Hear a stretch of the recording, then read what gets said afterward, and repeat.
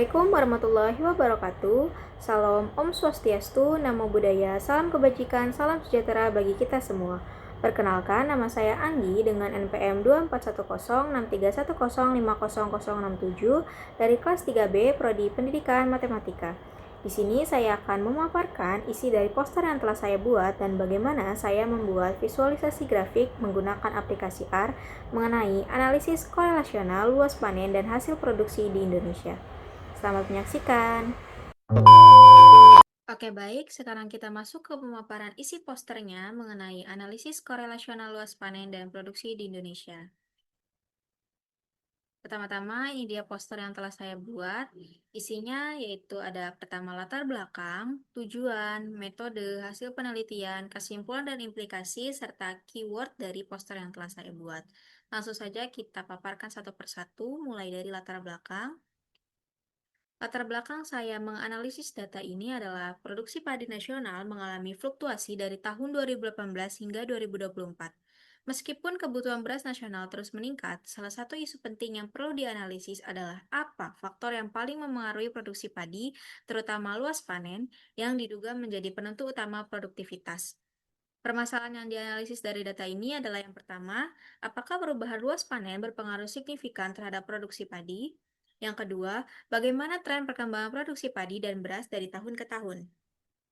Selanjutnya, tujuan saya menganalisis data ini adalah yang pertama, mendeskripsikan tren produksi padi dan luas panen tahun 2018 hingga 2024. Yang kedua, menganalisis pengaruh luas panen terhadap produksi padi. Yang ketiga, memberikan gambaran kuantitatif hubungan kedua variabel berdasarkan data resmi BPS atau Badan Pusat Statistik. Selanjutnya ke metode. Yang pertama ada pendekatan penelitian. Saya menggunakan pendekatan penelitian deskriptif kuantitatif. Kenapa? Karena menggambarkan data numerik seperti mean, tren, dan grafik. Yang kedua, menganalisis pola dan hubungan antar variabel secara statistik.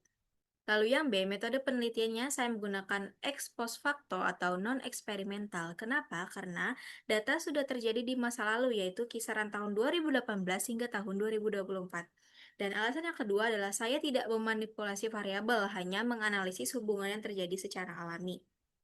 Selanjutnya yang C yaitu variabel penelitian di mana X atau variabel independen sama dengan luas panen dan Y atau variabel dependen sama dengan produksi padi. Lalu yang D, teknik pengumpulan datanya yaitu dokumentasi dengan sumber Badan Pusat Statistik atau BPS dan permasalahan yang sudah saya sebutkan tadi di awal.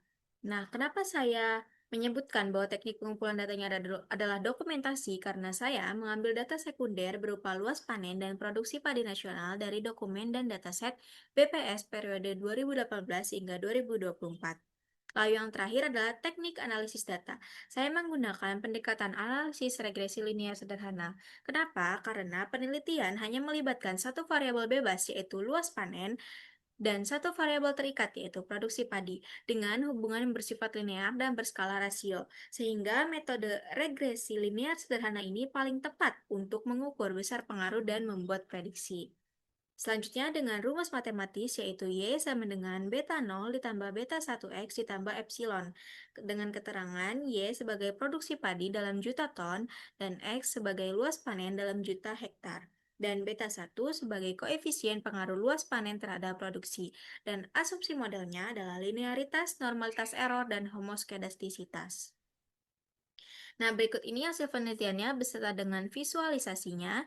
Yang pertama yaitu gambaran umum datanya. Data menunjukkan luas panen berada di kisaran 10 hingga 11 juta hektar dan produksi padi berkisar 53 sampai 59 juta ton dengan kecenderungan menurun sepanjang 2018 hingga 2024. Seperti yang bisa kita lihat di grafik pertama yaitu tren luas panen. Grafik ini memperlihatkan penurunan bertahap luas panen sejak 2018 hingga 2024. Bisa dilihat di sini yaitu pada tahun 2018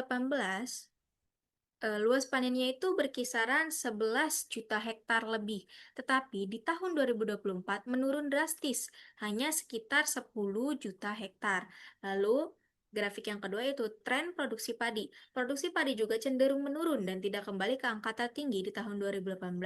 Seperti yang bisa kita lihat di tahun 2018 produksi padi itu mencapai kurang lebih 59 juta ton, sedangkan pada tahun 2024 hanya berkisar 53 juta ton. Maka di sini saya buatkan juga grafik hubungan luas panen dan produksinya. Nah, grafik ini menunjukkan bahwa hubungannya positif. Semakin luas panen, semakin tinggi produksi. Penurunan produksi beriringan dengan turunnya luas panen. Lalu di sini juga saya menampilkan output berupa minimal, mean, median, dan maksimal atau maksimum. Di sini juga ada saya tunjukkan yaitu luas panen dari tahun 2018 hingga 2024 yaitu minimumnya sekitar 10,05 juta hektar. Lalu kuartil pertamanya adalah 10,30 juta hektar dan mediannya atau nilai tengahnya itu 10,45 juta hektar. Serta mean atau rata-rata luas panen dari tahun 2018 hingga tahun 2024 adalah berkisar 10,56 juta hektar dan kuartal ketiganya yaitu 10,73 hektar, serta maksimum luas panen dari tahun 2018 hingga tahun 2024 yaitu berkisar 11,37 juta hektar.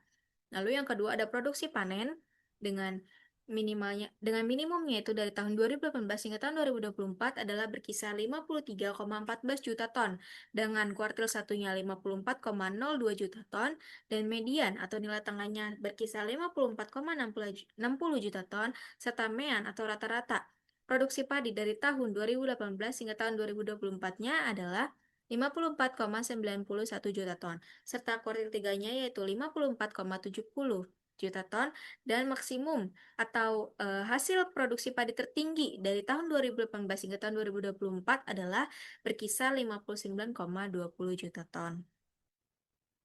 Nah, tadi itu dia hasil penelitian dan visualisasi datanya. Sekarang kita masuk ke kesimpulan dan implikasi.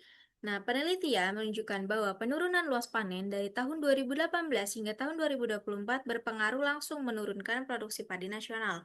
Hubungan keduanya positif dan kuat, sehingga penyusutan lahan menjadi ancaman serius bagi ketahanan pangan. Dampaknya yang pertama, produksi beras menurun, yang kedua, risiko impor meningkat, yang ketiga, ketahanan pangan melemah, serta rekomendasi dan implikasinya. Untuk pemerintah, rekomendasinya adalah lindungi lahan sawah dan tingkatkan teknologi atau irigasi. Dengan implikasinya yaitu mampu menahan laju penurunan produksi dan menjaga stabilitas pasokan nasional. Lalu untuk petani, gunakan varietas unggul dan budidaya modern. Dengan implikasinya, produktivitas per hektar meningkat meski lahan menyusut. Lalu untuk pemerintah daerah, rekomendasinya adalah perkuat pendampingan dan distribusi hasil, serta implikasinya adalah efisiensi rantai pasok membaik dan risiko kelangkaan berkurang. Nah, itu tadi dia pemaparan bagian-bagian poster yang telah saya buat. Tapi untuk membuat visualisasinya, tentunya saya menggunakan suatu aplikasi, yaitu aplikasi R. Maka dari itu, saya akan menjelaskan bagaimana saya membuat visualisasi datanya. Oke, baik. Jadi dari visualisasi yang tadi ada di poster saya, berupa grafik-grafiknya itu saya buat menggunakan atau saya hasilkan menggunakan aplikasi R. Nah, gimana caranya? Yang pertama, saya import datanya terlebih dahulu. Di sini sudah tertera ya, datanya itu data produksi padi BPS. Lalu kita run. Nah, ini dia datanya. Datanya sudah sesuai dengan apa yang saya cantumkan juga di posternya. Lalu saya membuat output seperti ini yang menghasilkan eh, min, median, mean, max, dan kuartil pertama serta kuartil 3 dari keempat variabel yang tadi ada di datanya. Lalu selanjutnya saya membuat grafik tren produksi padi dari tahun 2018 hingga tahun 2024. Lalu saya juga membuat grafik apa tren luas panen dari tahun 2018 hingga tahun 2024 dengan menggunakan skrip seperti yang terlihat di layar ya. Lalu saya juga menganalisis korelasinya dan menghasilkan korelasi 0,927 sekian. Lalu saya membuat grafik regresi linearnya seperti ini. Nah, ini dia visualisasi dari regresi mengenai pengaruh luas panen terhadap produksi padi. Nah, mungkin itu dia cara-cara saya mendapatkan visualisasi grafik-grafik yang saya tampilkan di poster. Terima kasih.